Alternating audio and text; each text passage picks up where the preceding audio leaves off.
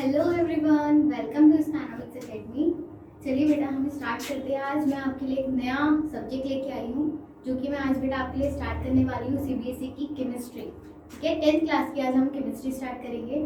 ठीक है, I hope बेटा आप सबको मेरा पढ़ाई हुआ समझ में आ रहा होगा। तो कोशिश करती हूँ तो ये आपको भी ये वाला चैप्टर भी, ये सब्जेक्ट भी आपको समझ में आए।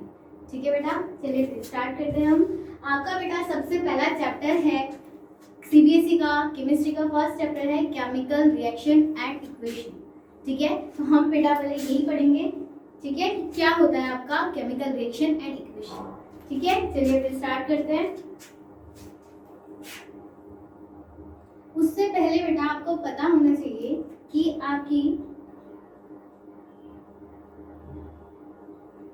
आपका जो केमिकल रिएक्शन एंड इक्वेशन है, इससे पहले आपको पता होना चाहिए बेटा कि आपकी केमिस्ट्री में दो तरीके की इसमें आपने चेंजेस देखने हैं या फिर टर्म देखनी है, जिसका नाम है बेटा सबसे पहले आएगा आपका केमिकल चेंज। ठीक है, आपने एक पढ़ना है बेटा केमिकल चेंज क्या होता है। ठीक है, और दूसरा पढ़ना है बेटा आपने फिजिकल चेंज क्या होता है। ठीक है, केमिस्ट्री स्टार्ट करने से पहले आपको ये थोड़ा बहुत पता होना चाहिए। ठीक है, तो सबसे पहले हम स्टार्ट करते हैं बेटा कि आपकी केमिकल चेंज क्या होता है और फिजिकल चेंज क्या होता है। ठीक है, करें फिर स्टार्ट।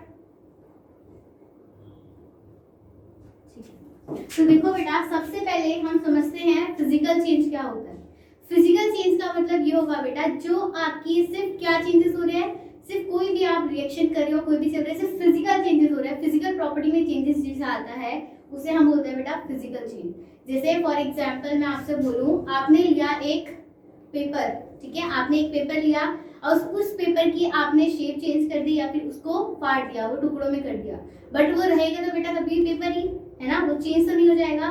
तो जो बेटा कोई भी चीज आपकी अपनी प्रॉपर्टी को लूज नहीं कर रही है, जो आपका पहले पेपर था वही पेपर में ब्रेकडाउन हुआ या शेप चेंज हुई है, कोई भी नई फॉर्मेशन नहीं हुई है, उसे हम बोलते हैं बेटा फिजिकल चेंज। ठीक है, एग्जाम्पल क्या बोला मैंने आपको, कटिंग ऑफ पेपर। ठीक है, या फिर आप बोल सकते हो शेप चेंज करना, या फिर एक एग्जाम्पल और आएगा इसमें बर्निंग ऑफ कैंडल या फिर वैक्स। ठीक है, या फिर आप बोल सकते हो मेल्टिंग ऑफ आइस। ठीक है, आप घर में देखते हो बेटा फ्रीज में आप आइस को जमाते हो। ठीक है, बर्फ जमी हुई रहती है, बट वो बर्फ जो होता है बेटा दोबारा से आप उसे वाटर की फॉर्म में कन्वर्ट कर सकते हो, है ना। रहेगा वो वाटर ही, पहले वो आइस में था, सॉलिड फॉर्म में था, दोबारा वो लिक्विड फॉर्म में हो गया, बट रहा तो वो क्या वाटर ही। तो वो भी क्या है बेटा आपका फिजिकल प्रॉपर्टी है। ठीक है, तो समझ में आया बेटा आपको फिजिकल चेंजेस क्या होते हैं जब आपकी कोई भी न्यू फॉर्मेशन नहीं हो रही है। ठीक है, new formation is not form, उसे आप क्या बोलोगे फिजिकल चेंज बोलोगे। ठीक है, नेक्स्ट आता है बेटा आपका chemical change. Chemical change just इसका अपोजिट जाएगा बेटा, ऐसी चेंज जहां पर आपकी केमिकल प्रॉपर्टीज में चेंजेस आ रहे हैं। केमिकल प्रॉपर्टीज का कहने का मतलब है, आपने सपोज करो एक कोई भी आपका एलिमेंट कंपाउंड है। ठीक है, वो आप उन दोनों को रिएक्ट कर दिया, उससे क्या बन रही है बेटा कोई नई चीज बन रही है, आपका नया फॉर्मेशन हो रहा है केमिकल चेंजेस के थ्रू, उसे हम बोलते हैं केमिकल चेंज। ठीक है, अब इस केमिकल चेंज में बेटा आपकी क्या हो रही है, न्यू फॉर्मेशन हो रही है, न्यू फॉर्मेशन अकर्स। यहाँ पर आपकी न्यू फॉर्मेशन का होगा, यहाँ पर आपकी न्यू फॉर्मेशन की पॉसिबिलिटी 100% है। ठीक है, जैसे फॉर एग्जांपल मैं यहाँ पर बात करती हूँ, आपने हाइड्रोजन गैस ली और O2 गैस ली, ये अपनी अलग अलग जगह पे है, बट आपने जब इन्हें एक साथ चला तो आपकी एक नई चीज बन गई जो कि क्या है आपका वाटर है। ठीक है, तो ये आपकी नई फॉर्मेशन हुई ना, तो ये जो बेटा रिएक्शन कहलाएगी आपकी, कहलाएगी केमिकल चेंज। ये अलग था, इसकी प्रॉपर्टी खुद की अलग थी, इसकी प्रॉपर्टी खुद की अलग थी, बट आपने इन दोनों को जब बेटा ऐड कर दिया, दोनों को एक साथ रिएक्ट करा, तो उन्होंने क्या बना दिया, वाटर बना दिया। ठीक है, और एक चीज देखो, जो आपकी हाइड्रोजन थी ये भी आपकी गैसेस फॉर्म में थी, ऑक्सीजन भी गैसेस फॉर्म में है, बट ये किस फॉर्म में कन्वर्ट हुआ, लिक्विड फॉर्म में कन्वर्ट हो गया। ठीक है, तो ये कहलाता है बेटा आपका केमिकल चेंज। ठीक है, तो जितना भी बेटा आप केमिस्ट्री पढ़ते हो, तो केमिस्ट्री में जो भी आप देखते हो कि क्या क्या चेंजेस हो रहा है, क्या क्या फॉर्मेशन हो रही है, तो वो सारा का सारा क्या बेटा आपका केमिकल चेंज में आता है। ठीक है, आपने पूरी केमिस्ट्री में क्या पढ़नी है, केमिकल चेंजेस पढ़ने हैं। ठीक है, तो फिर बेटा हम स्टार्ट करते हैं आपका चैप्टर केमिकल रिएक्शन क्या होता है। ठीक है,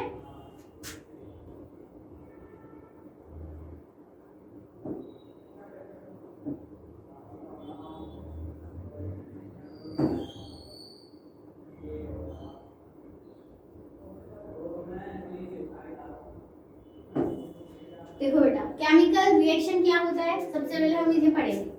आपको भी मैंने बोला बेटा कोई भी केमिकल चेंज जो होगा उससे नई चीज का जो फॉर्मेशन होता है उसे हम क्या बोलते हैं, केमिकल रिएक्शन बोलते हैं। ठीक है, कोई भी न्यू सब्सटेंस न्यू फॉर्मेशन का आकर होना उसे हम क्या बोलेंगे, केमिकल रिएक्शन बोलेंगे। ठीक है, क्या लिखा है आपका, a chemical reaction is a process in which a substance undergo a transformation resulting in the formation of new substance. कोई न्यू सब्सटेंस का फॉर्मेशन हो रहा है और उसकी बिल्कुल ही क्या हो गया बेटा, डिफरेंट प्रॉपर्टीज में कन्वर्ट हो गया है। ठीक है, जैसे मैंने आपको भी एग्जांपल बताया था, हाइड्रोजन की प्रॉपर्टी खुद की अलग थी, ऑक्सीजन की अलग थी, और उन दोनों को रिएक्ट करके आपने क्या बना दिया, वाटर बना लिया, तो उसकी खुद की प्रॉपर्टीज क्या होगी, अलग होगी, तो वो कहलाएगा बेटा आपका केमिकल रिएक्शन। ठीक है, यहाँ तक कोई प्रॉब्लम। अब देखो एग्जांपल क्या होगा, वही सेम, हाइड्रोजन गैस को जब आप बेटा ऑक्सीजन के साथ रिएक्ट करोगे तो वो क्या बना रहा है, वाटर बना रहा है, तो और उसमें क्या होगा, वाटर में उसकी प्रॉपर्टीज क्या हो जाएगी, डिफरेंट हो जाएगी। देखो यहाँ हाइड्रोजन है, ये क्या है, गैसेस फॉर्म में है, इसकी खुद की प्रॉपर्टीज अलग होंगी। ऑक्सीजन भी गैसेस फॉर्म में, इसकी खुद की प्रॉपर्टीज अलग है, इंडिविजुअल अपनी अपनी प्रॉपर्टीज को शो करेंगे। बट जब आप इन दोनों को एक साथ मिला दोगे बेटा तो ये दोनों क्या बना रहे हैं, आपका वाटर बना रहे हैं, जो कि आपकी कौन सी स्टेट में है, लिक्विड स्टेट में। तब आपका ये कंप्लीटली क्या हो जाएगा, डिफरेंट प्रॉपर्टी हो जाएगी, वाटर हो जाएगा। ठीक है, यहाँ तक कोई प्रॉब्लम बेटा, समझ में आया केमिकल रिएक्शन क्या होता है। नेक्स्ट आता है बेटा आपका केमिकल इक्वेशन। आपने पढ़ा बेटा केमिकल रिएक्शन क्या होता है, केमिकल रिएक्शन का मतलब कोई भी नई फॉर्मेशन होती है। ठीक है, बट देखो बेटा केमिकल रिएक्शन लिखने का तरीका क्या था, यहाँ पर आपने जब केमिकल रिएक्शन लिखी तो आपने कंप्लीटली सेंटेंस लिखा कि हाइड्रोजन को हमने ऑक्सीजन के साथ रिएक्ट करा, फिर उसने क्या बनाया, वाटर बनाया, या फिर आपने पूरा क्या लिख दिया, रिएक्शन में एलिमेंट का नाम लिख दिया, हाइड्रोजन गैस के साथ रिएक्ट हो रहा है, क्या बना रहा है, वो वाटर बना रहा है।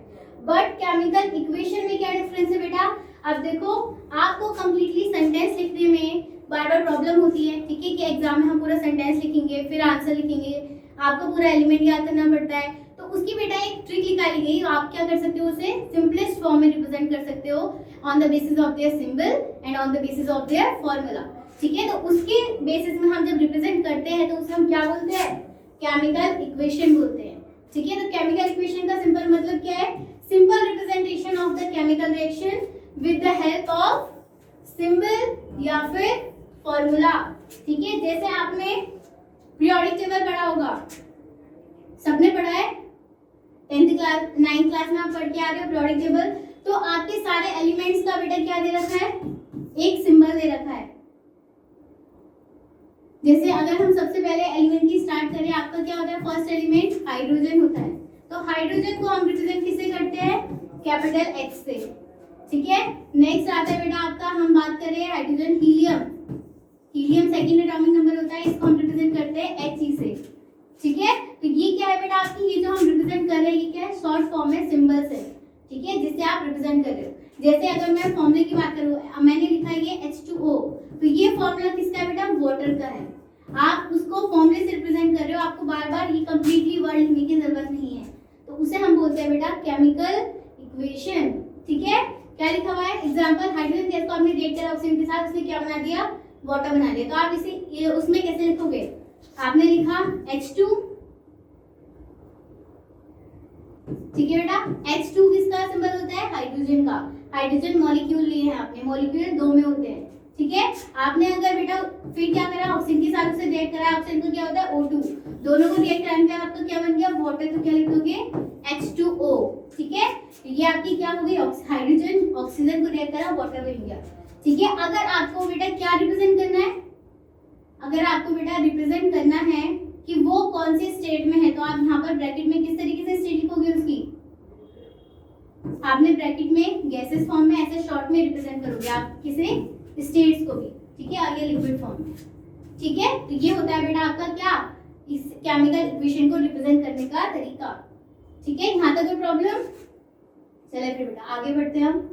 अब आपको बेटा आपने पढ़ लिया चैप्टर का बेसिक चीजें कि केमिकल रिएक्शन क्या होता है, केमिकल इक्वेशन क्या होता है। अब बेटा आपकी जो केमिकल रिएक्शन है, जब आप कोई भी न्यू फॉर्मेशन पढ़ रहे हो या बना रहे हो केमिकल रिएक्शन के थ्रू, तो आपकी क्या क्या चीज का फॉर्मेशन हो रहा है, क्या क्या चीजें चेंजेस हो रही है, तो उसके बारे में हम पढ़ेंगे अब आगे। ठीक है, तो आपकी बेटा 5 कैरेक्टरिस्टिक्स होते हैं जब आपकी कोई भी केमिकल रिएक्शन बनती है। ठीक है, तो सबसे पहला बेटा आपकी केमिकल चेंजेस में आएगा चेंज इन कलर। ठीक है, सपोज करो मैंने ए और बी कोई एलिमेंट लिया और उन दोनों ने क्या बना दिया, एक नया प्रोडक्ट बना दिया। ठीक है, तो इसका बेटा कलर कुछ और था पहले और इसका कलर कुछ और था। जब दोनों को आपने कंबाइन कर दिया तो इसने कलर सपोज करो व्हाइट कलर दे दिया। ठीक है, और इसका कलर मैं मान लेती हूँ, इसका कलर था रेड, सॉरी रेड नहीं मानते हैं, इसका कलर हम मान लेते हैं, इसका कलर था आपका ब्लैक। ठीक है, और इसका कलर हम मान लेते हैं ब्लू। जब इन दोनों ने कन्वर्ट करा तो क्या बन गया आपका व्हाइट कलर बन गया। ठीक है, तो ये क्या हो गया बेटा, कभी न्यू फॉर्मेशन होती है तो उसकी वजह से क्या हो सकता है, आपका कलर में भी चेंजेस आ सकता है। तो फर्स्ट प्रॉपर्टी आपकी क्या हुई, चेंज इन कलर। ठीक है, नेक्स्ट आती है बेटा आपकी प्रॉपर्टी चेंज इन टेम्परेचर। ठीक है, आपका कोई भी केमिकल रिएक्शन कर रहे हो तो उसकी जब आप केमिकल रिएक्शन कर रहे हो तो उसमें से बेटा आपकी हीट रिलीज भी हो सकती है, हीट एब्जॉर्ब भी हो सकती है, दोनों चीज हो सकती है। तो उसे हम बोलेंगे चेंज इन टेम्परेचर। ठीक है, अगर मैं बात करूं बेटा हीट की, अगर आपके टेम्परेचर में से हीट रिलीज हो रही है बाहर, ठीक है, बाहर रिलीज हो रही है आफ्टर केमिकल रिएक्शन होने के बाद जब फाइनल प्रोडक्ट बन रहा है, तो इस वाली चीज को हम बोलते हैं बेटा एक्सोथर्मिक रिएक्शन। क्या बोलोगे, एक्सोथर्मिक रिएक्शन। देखो यहाँ लिखा हुआ है मैंने, जब आपकी एनर्जी बाहर रिलीज हो रही है, ठीक है, उसे आप क्या बोलोगे, एक्सोथर्मिक बोलोगे। ठीक है, याद कर सकते हो आप, एक्सो मतलब एक्सोथर्मिक और एग्जिट भी याद कर सकते हो। ठीक है, मतलब एग्जिट मतलब बाहर रिलीज हो रही है और एक्सो एक्सोथर्मिक, ये ट्रिक हो सकती है। ठीक है, नेक्स्ट आती है बेटा आपकी, जब आप हीट क्या कर रहे हो, एब्जॉर्ब कर रहे हो। ठीक है, जब आपकी केमिकल रिएक्शन होते समय ही कहीं पे आपका हीट का एब्जॉर्प्शन हो चुका है तो वो वाली रिएक्शन कहलाएगी आपकी बेटा एंडोथर्मिक रिएक्शन। उसे आप क्या बोलोगे, एंडोथर्मिक रिएक्शन बोलोगे। ठीक है, तो ये लिखा हुआ है एंडोथर्मिक रिएक्शन क्या होती है, जब आपकी एनर्जी क्या हो रही है, एब्जॉर्ब हो रही है। ठीक है, तो टेम्परेचर में आपकी दो चीजें आ सकती है, एब्जॉर्प्शन होना हीट का या फिर रिलीज होना हीट का। ठीक है, चलो फिर आगे बढ़ते हैं। नेक्स्ट बेटा आपकी प्रॉपर्टी आएगी चेंज इन स्टेट। ठीक है, चेंज इन स्टेट का मतलब होगा आपकी पहले सपोज करो कोई भी एलिमेंट था, वो आपकी पहले सॉलिड स्टेट में था। ठीक है, आपने दूसरा एलिमेंट लिया, वो आपका दोबारा से सॉलिड स्टेट में रहा। जब आपने इन दोनों को रिएक्ट करा तो बेटा वो जो आपका कोई भी एलिमेंट बना हुआ है, कंपाउंड बना हुआ, वो किस फॉर्म में स्टेट कन्वर्ट हो गया, लिक्विड फॉर्म में कन्वर्ट हो गया। तो ये कहलाएगा बेटा आपका चेंज इन स्टेट। ठीक है, जब आपकी बेटा रिएक्शन होने के बाद स्टेट का भी चेंजेस हो रहा है सॉलिड लिक्विड गैस में से, तो उसे हम क्या बोलोगे, चेंज इन स्टेट बोलोगे। ठीक है, नेक्स्ट बेटा प्रॉपर्टी आती है आपकी चेंज इन ऑफ इवोल्यूशन, वो सॉरी गैस का इवोल्यूशन होना। ठीक है, मतलब इवोल्यूशन ऑफ गैस। तो बेटा सपोज करो आपने कोई केमिकल रिएक्शन करी, मतलब कोई भी एलिमेंट लिया, उससे न्यू प्रोडक्ट बना।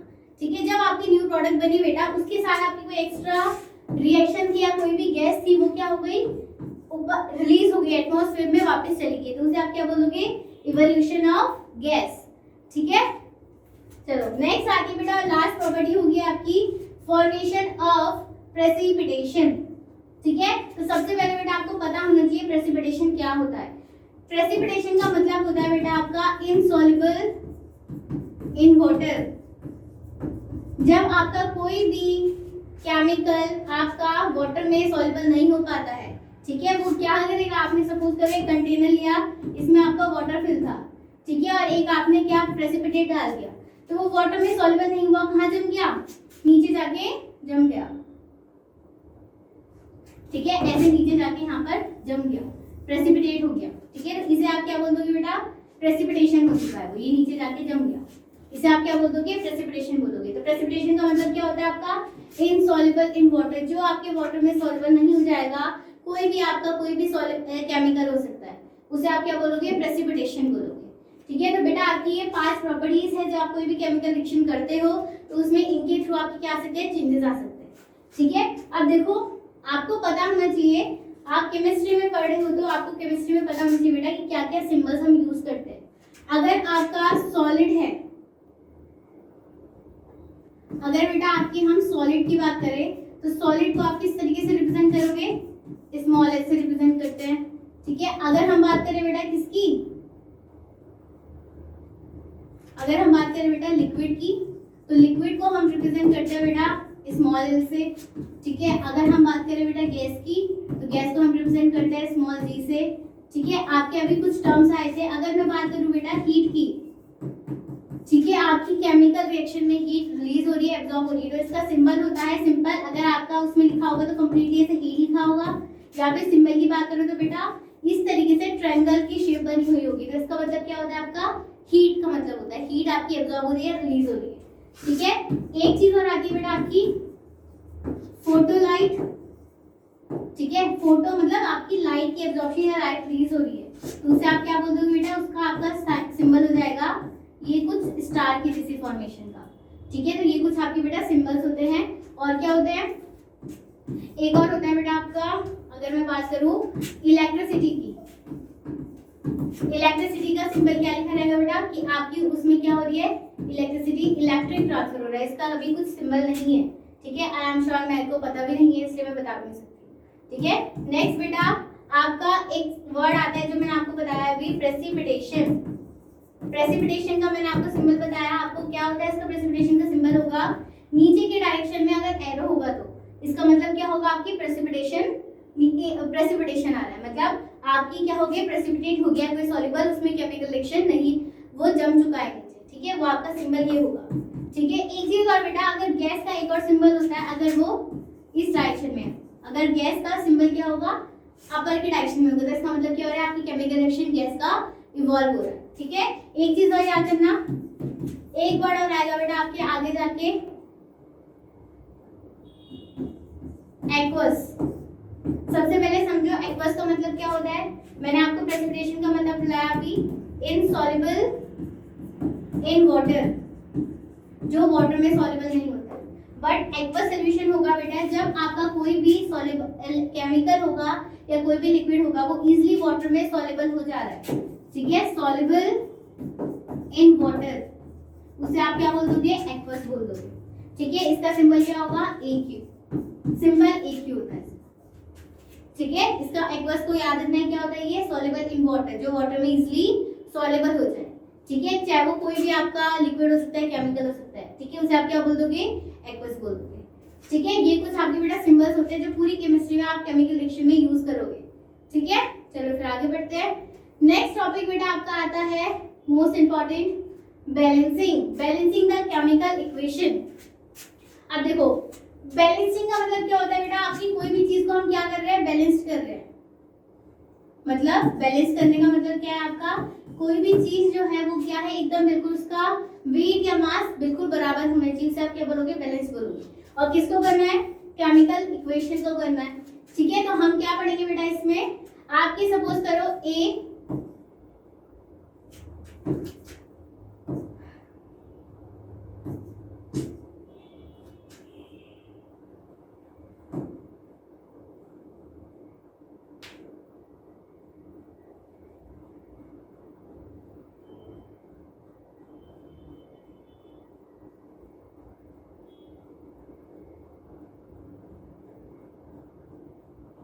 चलो आगे पढ़ते हैं बेटा।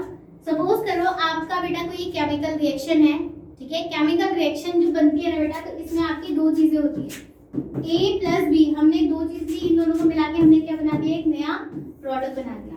तो सबसे पहले बेटा आपको पता होना चाहिए जो आपके एरो से इधर की साइड, मतलब आपका रिएक्शन में दो तरीके की रिएक्शन होती है, एक होता है बेटा आपका LHS लेफ्ट हैंड साइड और एक होता है बेटा आपका RHS, RHS का मतलब होगा राइट हैंड साइड, ठीक है। दो तरीके की साइड्स होंगी। अगर मैं बात करूं बेटा लेफ्ट हैंड साइड की, तो लेफ्ट हैंड साइड का मतलब होगा आपका एरो से पहले वाली चीज को हम बोलते हैं बेटा रिएक्टेंट, क्या बोल दोगे इसे रिएक्टेंट बोल दोगे। और एरो के इधर के साइड जो आपका RHS होगा इसे आप बोल दोगे प्रोडक्ट, ठीक है। ये क्या कहलाएगा आपका प्रोडक्ट कहलाएगा, ठीक है। तो कोई भी जो केमिकल रिएक्शन होगी उसमें आपके दो पार्ट्स होंगे, रिएक्टेंट और प्रोडक्ट, ठीक है। तो जब बेटा आपका रिएक्टेंट एंड प्रोडक्ट होगा तो इसमें आपका देखा जाता है बेटा ये बैलेंस कब होगा, आपका ये वाला एलिमेंट और ये वाला एलिमेंट बेटा जो है दोनों के दोनों, वो इधर के साइड पे बेटा क्या होनी चाहिए, उनका वेट या फिर मास इक्वल होना चाहिए, उसे हम क्या बोलते हैं बैलेंस केमिकल इक्वेशन बोलते हैं। क्या मतलब है बैलेंस केमिकल इक्वेशन का, a balanced chemical equation is one where the number of atom of each element is equal to both the reactant and product। जब आपका total number of reactant is equal to total number of product के equal होगा तो उसे आप क्या बोलोगे, balance chemical equation बोलोगे। ठीक है, आपके रिएक्टेंट और प्रोडक्ट का जो मास या वेट होगा वो क्या होना चाहिए, इक्वल होना चाहिए, उसे आप क्या बोलोगे, बैलेंस केमिकल इक्वेशन बोलोगे। ठीक है, जैसे यहाँ पर एक रिएक्शन लिखी है A2 plus B2 will give AB। ठीक है, अब मेरे को बताओ यहाँ पर आपके A के मॉलिक्यूल्स कितने हैं, 2 है, और यहाँ पर आपका A का मॉलिक्यूल एक ही है। ठीक है, तो ये बताओ ये इसके इक्वल होगा, नहीं है अभी। B जो है वो यहाँ पर 2 मॉलिक्यूल्स है बट यहाँ पर सिंगल है, तो इसको आप बैलेंस कैसे करोगे, बट जब आप यहाँ पर क्या लगाना पड़ेगा बेटा, आपको 2 लगाना पड़ेगा, तो ये रिएक्शन क्या हो जाएगी आपकी, ये रिएक्शन बेटा आपकी क्या हो जाएगी, A2 plus B2 will give 2AB। तब जाके बेटा क्या होगा, आपकी बैलेंस हो जाएगी केमिकल रिएक्शन। देखो बैलेंस करके देख लो आप, A के मॉलिक्यूल 2 है, यहाँ पर B के मॉलिक्यूल 2 है, B के मॉलिक्यूल 2 है, यहाँ पर भी B के मॉलिक्यूल 2 है, तो ये तब जाके क्या बोलेंगे आप, ये आपकी हेंस बैलेंस हो चुकी है। ठीक है, ये आपकी यहाँ पर आके बेटा बैलेंस हो चुकी है। ठीक है, अब बेटा आपसे क्वेश्चन पूछा जाता है या फिर आप ये बोलोगे कि बैलेंस करना क्यों जरूरी है, क्यों हमें बैलेंस करना जरूरी होता है। ठीक है, तो बेटा इसका इसलिए जरूरी होता है, आपने पहले क्लास में पढ़ के आए होंगे आप 9th में 8th में लॉ ऑफ कंजर्वेशन ऑफ मास पढ़ा है आप लोगों ने। लॉ ऑफ कंजर्वेशन ऑफ मास आपने पढ़ा होगा, नाइदर ब्रिकेटेड नॉर बी डिस्ट्रॉयड, वही होता है। ठीक है, मतलब क्या है बेटा, आपके टोटल नंबर ऑफ रिएक्टेंट किसकी इक्वल होना चाहिए, टोटल नंबर ऑफ प्रोडक्ट की इक्वल होना चाहिए, वही क्या कहेगा आपका law of conservation of mass कहता है। मतलब जितना आपका मास रिएक्टेंट की साइड है उतना ही आपका मास प्रोडक्ट में भी होना चाहिए, तब जाके आपकी क्या होगी बेटा, केमिकल रिएक्शन बैलेंस्ड होगी। ठीक है, क्या लिखा हुआ है, law of conservation of mass कहता है बेटा आपका total mass of reactant should be equal to total mass of product. ठीक है, तो ये होता है आपका बेटा law of conservation of mass. तो ये रीजन है कि आपको बैलेंस करना इंपॉर्टेंट होता है। ठीक है, आप देखो यहाँ पर आपके हाइड्रोजन के मॉलिक्यूल 2 है, ऑक्सीजन के मॉलिक्यूल 2 है। ठीक है, बट जब आपने प्रोडक्ट बनाया इसका तो हाइड्रोजन की तो 2 है बट ऑक्सीजन के नहीं है ना, तो यहाँ पर बैलेंस नहीं है, तो आप कैसे करोगे इसे बैलेंस, अभी हम आगे नेक्स्ट टॉपिक में ये पढ़ेंगे। ठीक है, चलो फिर नेक्स्ट आपका बेटा टॉपिक यही है कि आप किस तरीके से बैलेंस करोगे किसी भी केमिकल रिएक्शन को। ठीक है, चलो फिर हम स्टार्ट करते हैं। अब देखो बेटा, जब आप कोई भी केमिकल रिएक्शन को बैलेंस करोगे तो कुछ चीज आपको याद करनी पड़ेगी। ठीक है, सबसे पहले आप क्या करोगे, एक्सेप्ट ऑक्सीजन को और हाइड्रोजन को छोड़ के केमिकल रिएक्शन में इन दोनों के अलावा कोई भी और एलिमेंट प्रेजेंट है पहले, तो आप पहले उन नंबर्स को, उन एलिमेंट्स को बैलेंस करोगे, देन फिर उसके बाद आओगे बेटा आप ऑक्सीजन पे और फिर आओगे आप हाइड्रोजन पे। ठीक है, इन दोनों को आपने सबसे लास्ट में बैलेंस करना है। इससे पहले क्या करना है, आपके कोई भी एलिमेंट्स है, जैसे फॉर एग्जांपल आपका मेटल हो सकता है या फिर नॉन मेटल हो सकता है, तो इन एलिमेंट्स को आप पहले बैलेंस करोगे, देन फिर ऑक्सीजन फिर हाइड्रोजन। ठीक है, तो ये सीक्वेंस लेके चलोगे तो आपका कोशिश ये रहेगी कि गलत नहीं होगा कभी भी बैलेंसिंग। ठीक है, चलिए फिर स्टार्ट करते हैं। देखो पहले मैं आपको एग्जांपल देती हूँ, सपोज करो आपकी कोई रिएक्शन है, हाइड्रोजन की देते हैं,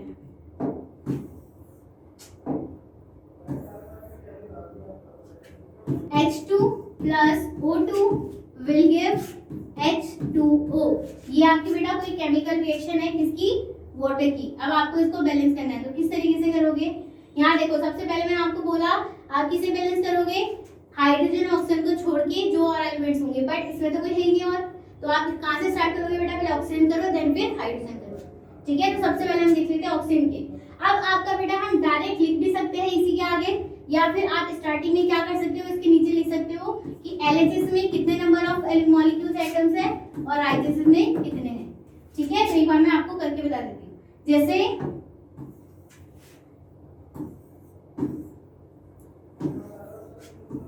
जैसे हम बेटा स्टार्ट करते हैं आपका, पहले हम देख लेते हैं ऑक्सीजन।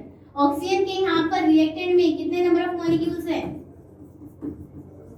ये रिएक्टेंट होगा और ये क्या होगा आपका प्रोडक्ट होगा। ठीक है, रिएक्टेंट में कितने नंबर ऑफ मॉलिक्यूल्स है ऑक्सीजन के, 2 है। ठीक है, और इधर देखा जाए तो इधर कितने आपके ऑक्सीजन के मॉलिक्यूल्स, 1 है। तो ये देखो बैलेंस नहीं है ना बेटा, तो इसको बैलेंस करने के लिए आपको क्या करना पड़ेगा, यहाँ पर 2 से मल्टीप्लाई करनी पड़ेगी, तब जाके आपका क्या आएगा, 2 आएगा। तो आपको यहाँ पर क्या लगा दिया आपने, 2 लगा दिया, तो आपके ऑक्सीजन के मॉलिक्यूल्स बराबर हो गए, यहाँ पर भी बराबर, यहाँ पर भी बराबर। ठीक है, अब देखो बेटा एक चीज और मैं बताना चाह रही हूँ आपको, जब भी आप कोई भी रिएक्शन को बैलेंस करते हो तो एक एलिमेंट को बैलेंस करने के बाद बाद जब फाइनल होने वाली होगी तो आपको दोबारा से रीचेक करना है कि को एलिमेंट को ऐड करने के बाद कोई और एलिमेंट का क्या नहीं हो गया, कहीं पे नंबर इंक्रीज तो नहीं हो गया, तो उसे दोबारा बैलेंस करना पड़ेगा। ठीक है, एक चीज और, आपका जब कभी भी आप बैलेंस करते हो बेटा, तो आप कभी भी एक नंबर को मतलब 1 को कभी भी ऐड नहीं करोगे। कम से कम आपके कितने आइटम से मॉलिक्यूल्स ऐड हो सकते हैं, 2 या उससे ज्यादा। 1 कभी भी ऐड नहीं होगा, 1 को आप कभी भी ऐड नहीं करोगे केमिकल रिएक्शन में। ठीक है, नेक्स्ट, जब भी आप बैलेंसिंग कर रहे हो तो आपका जो नंबर लिखा जाएगा बैलेंसिंग नंबर, वो यहाँ स्टार्टिंग में लिखा जाएगा, ना कि यहाँ पर, ना ही किसी एलिमेंट के बीच में। स्टार्टिंग में हमेशा यहाँ लिखा जाएगा। ठीक है, क्योंकि बहुत से बच्चे बेटा मैंने देखा है कि यहाँ पर लिखते हैं। ठीक है, चलो फिर स्टार्ट करते हैं हम। देखो हो गया ऑक्सीजन बैलेंस। अब क्या बचा आपका हाइड्रोजन। हाइड्रोजन के कितने नंबर ऑफ मॉलिक्यूल्स हैं यहाँ पर, 2, और यहाँ पर कितने होंगे बेटा, अब देखो यहाँ पर आपने 2 मॉलिक्यूल्स लगा दिए, 2 नंबर लगा दिए, तो जिसकी वजह से बेटा आपके हाइड्रोजन के मॉलिक्यूल्स भी क्या हो गए, इंक्रीज हो गए। तो 2 × 2 कितना हो गया, 2 2 = 4 हो गया यहाँ पर। ठीक है, 2 × 2 2 2 कितने होंगे यहाँ पर, 4 हो गए। तो यहाँ पर आपके नंबर ऑफ मॉलिक्यूल्स हाइड्रोजन के बढ़ गए, तो आपको यहाँ पर भी क्या करना पड़ेगा बेटा, 2 से मल्टीप्लाई करना पड़ेगा, तो तब जाके आपके क्या हो जाएंगे यहाँ पर 4 मॉलिक्यूल्स हो जाएंगे। ठीक है, तो फाइनली दोबारा से रीचेक करते हैं। हाइड्रोजन के 4 मॉलिक्यूल्स, हाइड्रोजन के 4 मॉलिक्यूल्स, ऑक्सीजन के 2 एंड देन ऑक्सीजन के 2। ये ऐसे इस तरीके से बेटा आपकी बैलेंसिंग होती है। आप इसे लिखना चाहते हो नीचे तो लिख सकते हो, नहीं तो आप डायरेक्ट भी यहाँ पर लिख सकते हो अपने आप। ठीक है, चलिए फिर अब ये क्वेश्चंस करने स्टार्ट करते हैं। देखो बेटा, सबसे पहले हम स्टार्ट करते हैं आपका फर्स्ट इक्वेशन क्या दे रखी है आपकी, एल्यूमिनियम जब ऑक्सीजन के साथ रिएक्ट करी तो उसने क्या बनाया, AlO3। ठीक है, एल्यूमिनियम ऑक्साइड। तो देखो सबसे पहले हम देख लेते हैं बेटा, यहाँ पर एल्यूमिनियम की कितने नंबर ऑफ मॉलिक्यूल्स है, 1 है यहाँ पर, और यहाँ पर कितने थे, यहाँ पर भी फिलहाल 1 है, तो आपका एल्यूमिनियम बैलेंस्ड है, कोई प्रॉब्लम नहीं है। ऑक्सीजन में आ जाते हैं, ऑक्सीजन यहाँ पर 1 है बेटा, बट यहाँ पर 3 मॉलिक्यूल्स है, तो आपको क्या करना पड़ेगा, यहाँ पर आपको 3 लगाना पड़ेगा, तब जाके आपका बैलेंस होगा। तो क्या हो जाएगी, aluminium plus 3O will give AlO3। ठीक है, अब देखो बैलेंस करके देखते हैं। एल्यूमिनियम 1, एल्यूमिनियम 1, 3 ऑक्सीजन है और 3 ऑक्सीजन, ये यहाँ पर आपकी बैलेंस होगी। ठीक है, next, Zn plus HCl will give ZnCl2 plus H2। अब देख लेते हैं यहाँ पर, अगर वो Zn कितना है, इधर 1 है और इधर भी आपका भी फिलहाल 1 ही है, तो ये भी बैलेंस्ड है। ठीक है, ये इसका काम हो गया। नेक्स्ट आता है बेटा आपका हाइड्रोजन, हम बाद में देखेंगे, पहले क्लोरीन देख लेते हैं। क्लोरीन कितना है यहाँ पर, फिलहाल 1 है, और यहाँ पर हम देखेंगे बेटा, यहाँ पर आपके 2 मॉलिक्यूल्स है। ठीक है, तो आपको क्या करना पड़ेगा, यहाँ पर 1 को ऐड करोगे नहीं, 2 से मल्टीप्लाई कर दिया, तो आपने यहाँ किया 2 मॉलिक्यूल्स, तो आपको यहाँ पर क्या लगाना पड़ेगा बेटा, यहाँ पर आपको 2 लगाना पड़ेगा स्टार्टिंग में। ठीक है, तो आपके 2 क्लोरीन हो गए इधर, और इधर 2 क्लोरीन ऑटोमेटिकली है ही पहले से। ठीक है, नेक्स्ट आ जाता है बेटा आपका, बचा क्या, क्लोरीन हो गया, जिंक हो गया, बचा क्या, हाइड्रोजन। हाइड्रोजन देखेंगे आप, हाइड्रोजन के यहाँ पर बेटा इसकी वजह से यहाँ पर 2 मॉलिक्यूल्स हो गए। ठीक है, हाइड्रोजन के यहाँ पर 2 मॉलिक्यूल्स हो गए, और यहाँ पर पहले से हाइड्रोजन के 2 मॉलिक्यूल्स थे। ठीक है, अब दोबारा से चेक कर लेते हैं। जिंक 1 है यहाँ पर भी 1 है। ठीक है, हाइड्रोजन 2 है, यहाँ पर 2 है, क्लोरीन 2 है, क्लोरीन 2 है। ठीक है, तो यहाँ पर आपकी बेटा ये बैलेंस्ड होगी। ठीक है, जिंक 1, क्लोरीन 2, हाइड्रोजन 2, हाइड्रोजन। ठीक है, तो ये हो गया आपके बेटा बैलेंस्ड। चलो फिर ये देख लेते हैं आप, क्या दे रखा है, Fe plus H2O will give Fe3O4 plus H2।